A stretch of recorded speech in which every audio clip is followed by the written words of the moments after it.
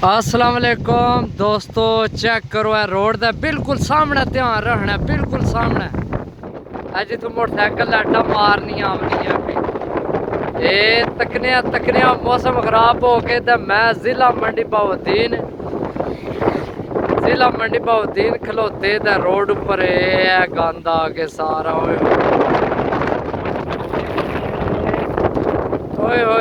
अक्का भी नहीं खुलदियां पिया तूफान भाई। चेक करो तुसी आने कबूतर आएंगे लाभ जाना है। चेक करो जनाब, मेहनत करनियां पैनियां। मैं इस टाइम फालिया कोल खलोते हैं। फालिये ना लाका है जनाब, कच्चे ना सामने भट्ठा लगे है, सही है। तो मैं रोड तो थोड़ी इधर कर लिया, तूफान बहुत आ गए। फिर आज दोबारा फिर तूफान आया। आज तारीख हो गई है जनाब 27 तारीख है जनाब।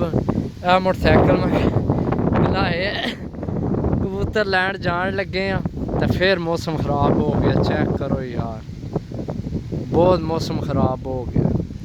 तो अखा मेरिया फुल भरियां पेइयां। तो तुसी आने जनाब बिल्कुल लैन जी चीज़ां मिल जान। रुपया 50-100 लैना होना, इतनी मेहनत करके फिर भी भराओ तुसी राजी कौन है।